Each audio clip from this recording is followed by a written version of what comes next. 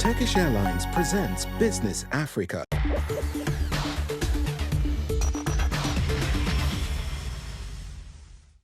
Bonjour et bienvenue dans Business Africa, je suis Nadia Bani.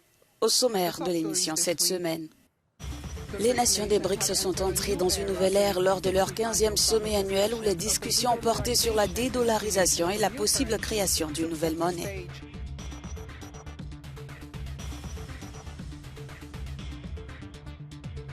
Au Gabon, les autorités militaires ont pris le contrôle du pays après l'annonce de la victoire controversée du président Ali Bongo aux élections.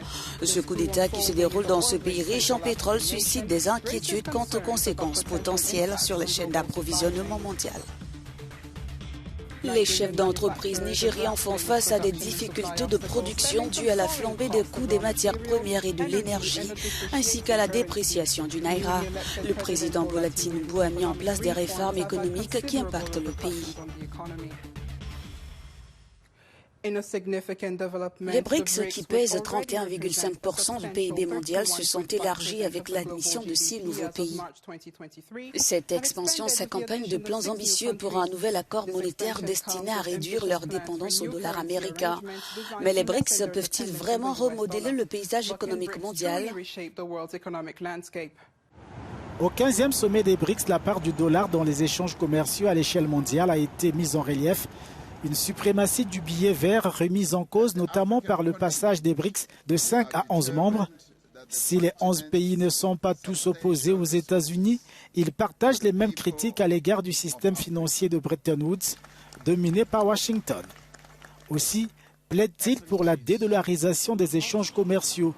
L'idée est donc de régler les échanges mondiaux dans des monnaies autres que le dollar américain. Les BRICS se concentrent donc sur cette bataille et affichent leur cohésion sur le sujet.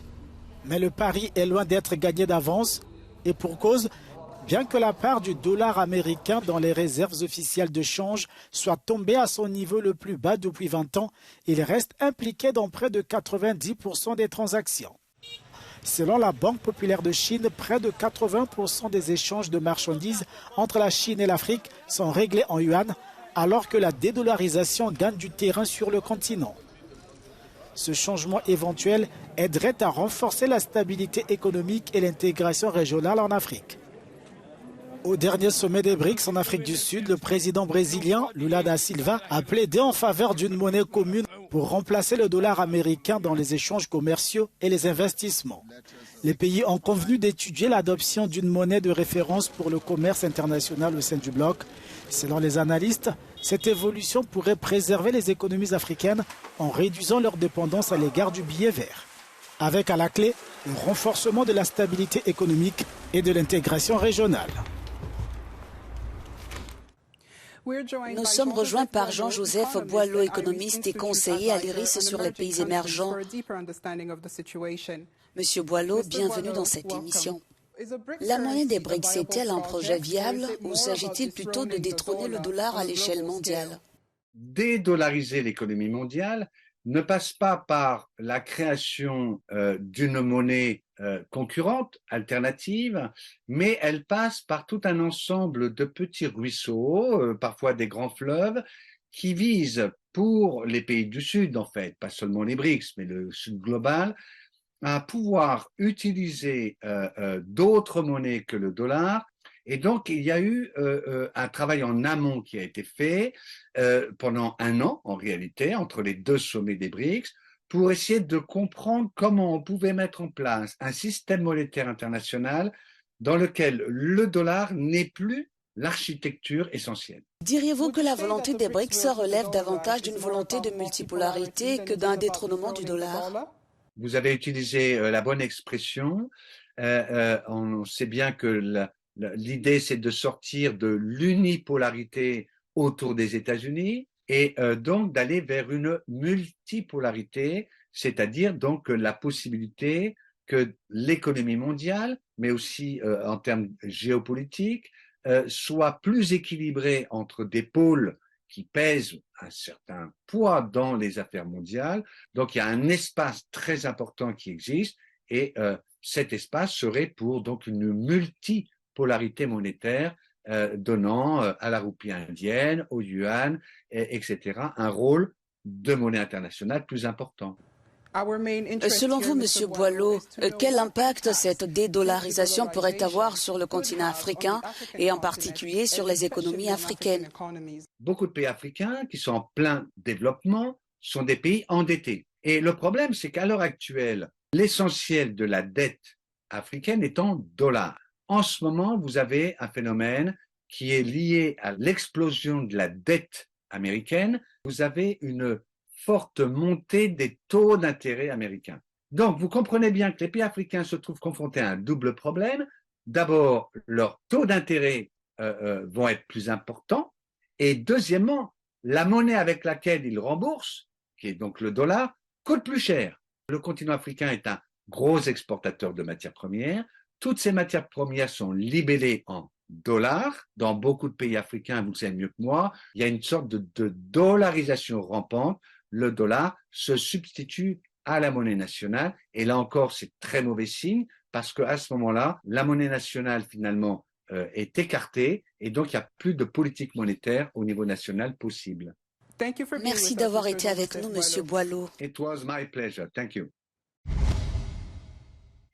Les militaires au Gabon ont pris le pouvoir après un coup d'État apportant une vague d'instabilité politique aux portes de l'Organisation des pays exportateurs de pétrole. Alors que les inquiétudes concernant de potentielles perturbations de la chaîne d'approvisionnement dans ce pays d'Afrique centrale se multiplient, l'impact de la situation sur l'industrie pétrolière mondiale reste incertain. Regardez. Le coup d'État au Gabon, pays producteur de pétrole, a suscité des inquiétudes quant à d'éventuelles perturbations de l'approvisionnement dans ce pays d'Afrique centrale, qui a produit plus de 200 000 barils de pétrole brut par jour en juillet. Bien que l'impact sur l'industrie pétrolière reste incertain, les troubles politiques dans le pays ont eu des répercussions sur les marchés pétroliers internationaux, propulsant les prix de l'or noir vers une hausse consécutive sur 5 jours. Les experts du marché surveillent de près cette interaction complexe d'événements géopolitiques et de dynamique de l'offre, car elle continue d'avoir un impact sur l'équilibre délicat du marché pétrolier mondial. La situation est aggravée par des facteurs tels que la réduction de la production de l'Arabie saoudite et la diminution des stocks de pétrole aux États-Unis, qui ont amplifié les inquiétudes concernant l'offre mondiale de pétrole. Selon les experts, les généraux militaires à l'origine du coup d'État n'ont pas l'intention de perturber les champs pétroliers ou la production. Les principales compagnies pétrolières, dont Assala Energy, ont d'ailleurs déclaré que leurs activités au Gabon n'ont pas été affectées. Toutefois, cette situation rappelle brutalement l'interdépendance entre la stabilité politique et économique et les marchés de l'énergie, soulignant la nécessité d'être vigilant en ces temps incertains. Il est très important que les pays africains envoient, non seulement en parole, mais aussi en acte, un message fort sur la stabilité. Nous ne pensons pas que des coups d'État tous les 2 jours soient utiles pour des investissements au Gabon et sur son marché. En tant qu'Africains, nous devons être fermes sur cette question, car il s'agit d'une véritable bonne gouvernance démocratique. Alors que la situation au Gabon évolue, l'industrie pétrolière mondiale continue de s'adapter à cette situation complexe, en conciliant les préoccupations en matière d'approvisionnement et l'instabilité politique dans ce pays africain clé pour la production d'or noir. Au Nigeria, les entreprises sont dans une impasse. Depuis la réforme économique du président Bola Tinubu, les industriels sont confrontés à des coûts énergétiques élevés et à l'affaiblissement de la monnaie locale. L'arrêt des subventions sur le carburant et l'unification des taux de change ont eu un impact négatif sur l'économie. Les industriels nigérians sont confrontés à des difficultés de production et d'approvisionnement en raison du coût élevé des matières premières, de l'énergie et de l'affaiblissement du naira. Dès son entrée en fonction, le président Bola Tinubu a voulu réformer l'économie. Il a donc supprimé des subventions gouvernementales sur l'essence, l'unification du taux de change, autant d'éléments qui ont porté un coup à l'économie. Le directeur général de l'Association des fabricants du Nigeria impute par exemple à l'administration les difficultés du secteur.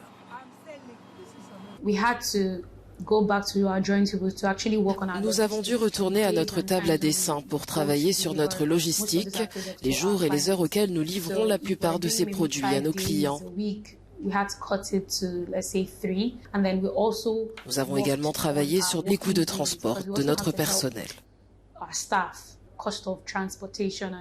L'indice de confiance des chefs d'entreprise nigérians pour le deuxième trimestre 2023 montre que le secteur a été paralysé par la dépréciation du naira avec une diminution de près de 30% des ventes de biens de consommation.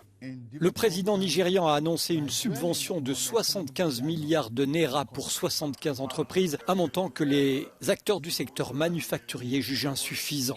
Si le gouvernement peut augmenter les subventions accordées aux fabricants, je pense que cela contribuera grandement à renforcer le naira et à augmenter les exportations, car l'industrie manufacturière est au cœur de toute économie. L'argent est peu de choses au regard de la situation économique. Nous savons où en est le pays, nous connaissons le prix du carburant, le coût des matériaux de construction. Et j'ai l'impression que l'argent ne servira pas à grand-chose. Les analystes ont prévenu qu'il faudra que le gouvernement intensifie ses actions économiques afin d'atténuer les effets des réformes politiques actuelles sur le secteur du travail et de l'industrie, et ce afin de renforcer la confiance des investisseurs vecteurs de croissance. C'est la fin de cette émission. Merci de votre fidélité à Business Africa. Pour plus d'actualités sur le monde des affaires en Afrique, restez sur Africa News et africanews.com.